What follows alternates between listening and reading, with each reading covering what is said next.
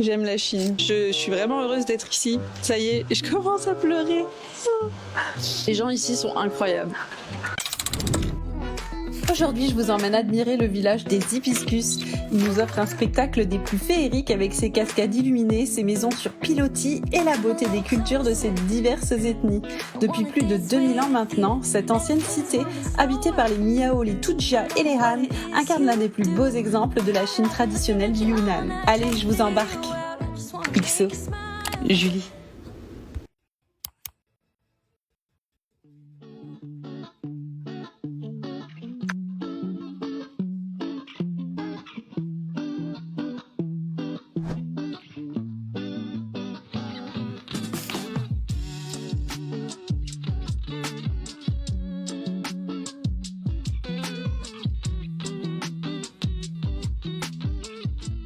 Salut les copains et bienvenue dans cette nouvelle vidéo. J'ai déjà des étoiles plein les yeux, c'est vous dire. Je suis impatiente de vous montrer tout ça. On commence avec Purong et vous allez pas être déçus. C'est une ville construite autour de cascades et c'est incroyable. Pour moi, ça va être un peu sport. Il va y avoir plusieurs destinations en 3 jours. Et n'oubliez pas de vous abonner si c'est pas déjà fait. Allez, je vous laisse avec le room tour. Et je peux vous dire que j'étais vraiment très impatiente de découvrir ma chambre d'hôtel car c'était la première fois du voyage que j'allais passer la nuit dans une vraie belle chambre. Et avec vue, s'il vous plaît. D'ailleurs, quand j'y pense, c'était même la première fois tout court. J'ai vraiment adoré. En plus de ça, l'aubergiste a été adorable et m'a surclassée à mon arrivée sans que je ne demande rien. Attention. Donc l'expérience commençait très très fort. Avouez, c'est magnifique, non ?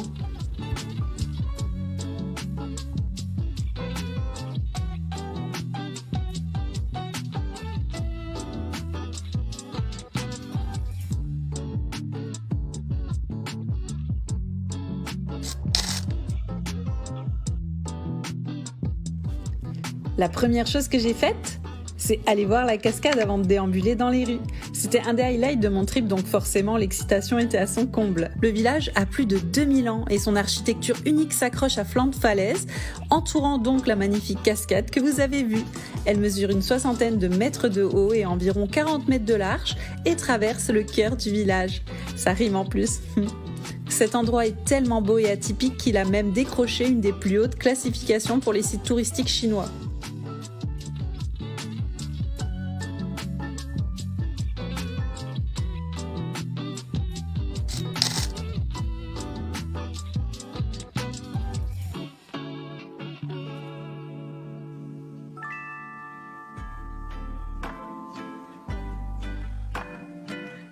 La particularité des maisons Tujia, aussi appelées Diaojialu, si je prononce bien, sont typiques de la région. Vous les avez aperçues auparavant, donc ce sont celles que vous avez vues sur pilotis. Elles ont été construites pour s'adapter au relief escarpé, donc souvent en bois et construites sans ou avec très peu de clous. Leur petite particularité, et tout cela pour résister à l'humidité ambiante. Donc ces habitations, aujourd'hui protégées, témoignent d'un savoir-faire architectural transmis de génération en génération.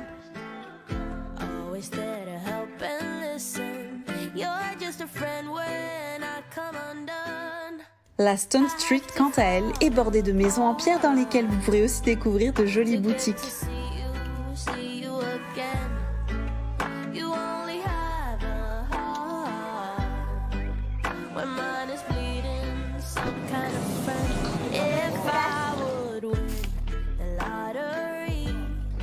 Il y a beaucoup de marches à monter et à descendre. Préparez-vous les gars. On est le 16 septembre, c'est pour vous donner une idée un peu de la chaleur qu'il peut faire à cet endroit à cette période de l'année. Je me suis pris du coup une petite limonade strawberry lemon. Rafraîchissant à souhait. Ils ont juste qu'à vous mettre dans la bouche et je vois quoi.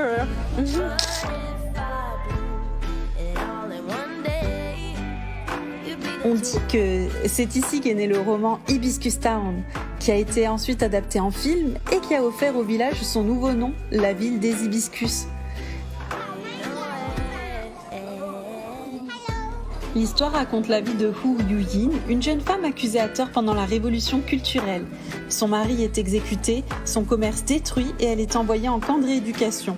Des années plus tard, elle retrouve sa liberté et tente de reconstruire sa vie dans une Chine en plein renouveau. Le film tiré du roman, tourné ici même, a rendu célèbre le village de Wangkou, qui a depuis pris le nom de Furongshen.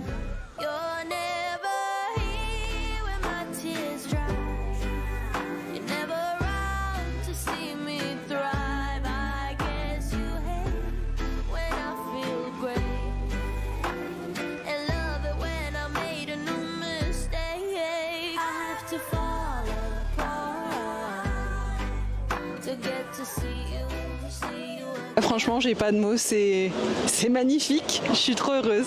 J'ai des étoiles plein les yeux. Voilà.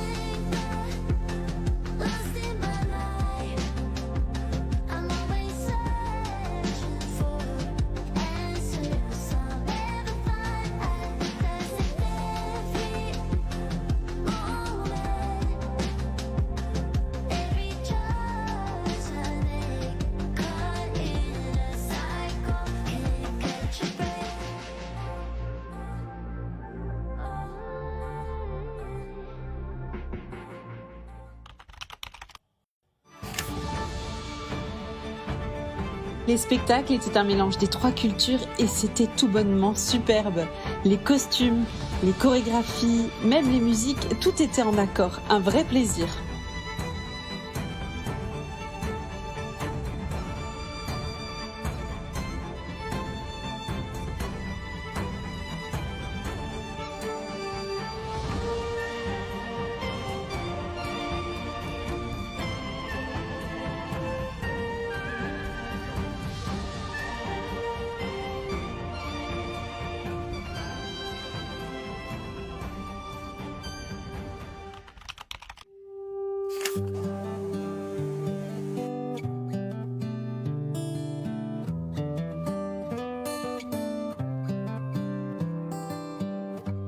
Ça fait 5 minutes que je me fais suivre par 3 petits gamins, les 3 qui sont derrière. Ils sont trop mignons. Je suis en train de marcher en plein milieu du... Pas tomber là, ça serait dommage.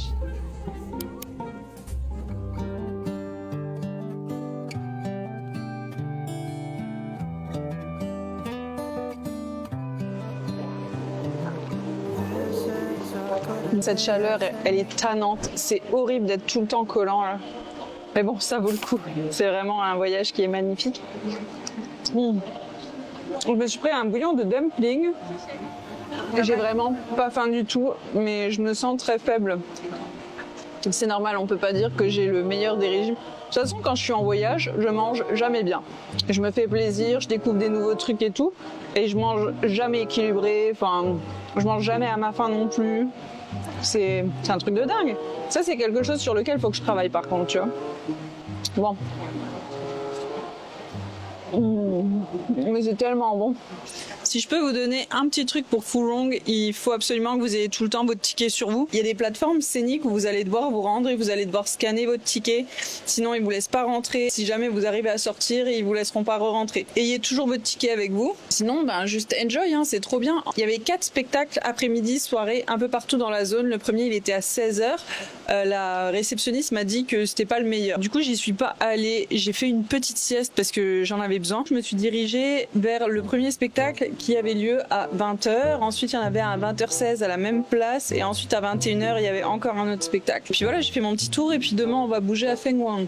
J'ai pas encore mon billet de train, j'ai pas d'horaire. C'est une vieille ville dans le même style avec de l'eau partout. Parce que moi, j'adore tous les points d'eau, vous le savez maintenant. D'ailleurs, pour venir ici, Chiang Chai-chai, je me suis rendue à la station de train. J'ai acheté mon ticket directement sur place. J'ai attendu genre 10 minutes. J'ai eu mon ticket, je suis montée et hop, on m'a embarqué. En général, je regarde la veille au soir combien de temps ça va me mettre en fait pour aller à destination, en sachant que c'est une vieille ville dans le même style que là, je peux largement partir vers 11h, midi, quelque chose comme ça. Par exemple, comme dit, je vais dans des vieilles villes et je passe à chaque fois une seule journée à chaque endroit. Ça va durer 4-5 jours comme ça. C'est pour ça que j'ai fait ma lessive quand j'étais à Chiang Chai-chai et que j'ai aussi fait mon change. Et aussi, t'as pas le temps de laisser sécher tes vêtements. Je me rappelle même pas dans mon planning quand est-ce que j'ai de nouveau 2 ou 3 jours consécutifs au même endroit. Faut dire que ça s'enchaîne pas mal. J'ai quand même pas trop mal organisé mon voyage en amont. Donc un problème après l'autre, on va dire. Pour l'instant, le voyage, il se déroule nickel. Je sais pas si vous avez suivi mes aventures l'année dernière avec le Japon. J'ai eu que des problèmes au Japon. Genre, je me suis fait stalker par un mec dans la montagne et je rigole même pas. Le mec, il a couru après moi. J'ai dû le confronter, le bonhomme. Oh punaise, donc il y a eu ça, je me suis fait arnaquer, je me suis fait pirater ma carte bancaire, j'ai failli mourir mon premier jour arrivé au Japon. Enfin bref, si ça vous intéresse, je vous mets la playlist ici, vous allez pouvoir regarder les vidéos. C'est quand même assez bien documenté, je pense, parce que ce voyage, je le rêve depuis que j'ai l'âge de 8 ans. Donc voilà, je l'avais préparé en 2019 et puis après il y a eu le Covid, donc j'ai pas pu y aller. Mais par contre, la Chine, j'ai eu une annonce pas très agréable et du coup je fais ok, c'est cette année ou jamais. Donc c'est parti, voilà, on y est. On y est, puis on découvre au fur et à mesure. Même si j'ai pas eu le temps de me faire un programme de malade, je pense que vous allez quand même découvrir des bonnes pépites. Déjà rien qu'avec cet endroit qui est juste amazing. Je surkiffe. Demain, je vais porter des jolis vêtements et je vais courir dans l'eau. On va voir, je suis comme une enfant. J'aime la Chine. Vous avez vu les gamins qui arrêtaient pas de me suivre? Ils m'ont suivi pendant au moins 5 minutes. Et puis après, je me suis arrêtée 2-3 fois pour faire des photos encore. C'est trop mignon. C'est tellement dommage qu'il y ait cette barrière de la langue, mais il y a toujours les gestes, il y a les sourires, il y a les mimiques du visage qui font qu'on arrive quand même à communiquer malgré tout ça. Je suis vraiment heureuse d'être ici. Ça y est, je commence à pleurer. Les gens ici sont incroyables. Ouais, je vais continuer de manger mes raviolis, moi. Et je vais dire que la journée est finie. Quoique, je vais peut-être aller me prendre une glace. Moi, je vous dis bonne nuit. Voilà, parce que sinon, le vlog, il va faire 3 heures. Adieu, demain.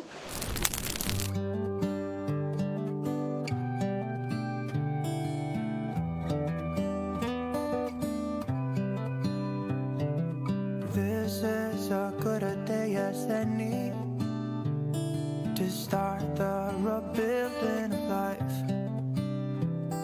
The roads that lay open are many when the old one's gone under the knife. And I can feel the sun on my skin. Salut tout le monde. Aujourd'hui, c'est le Mid-Autumn Festival. Je vous en avais parlé il y a quelques jours quand j'étais à Zhangjiajie. Et du coup, la maîtresse de maison m'a offert des petits gâteaux de lune et puis des poires asiatiques. Je sais pas si le gâteau de lune va me rendre malade. J'ai encore l'estomac assez fragile. Bon, on va tester. Très très bon. Ça va être mon petit déj. J'ai regardé les horaires.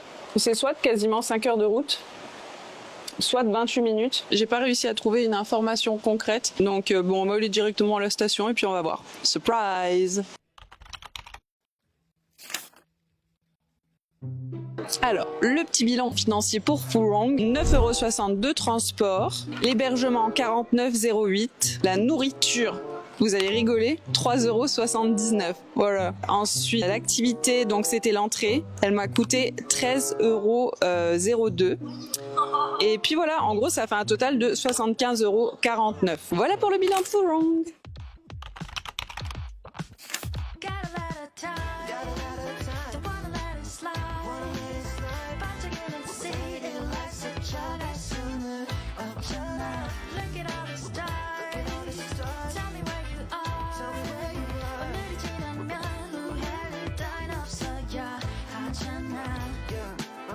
Hold up, got a good feeling, can't sleep.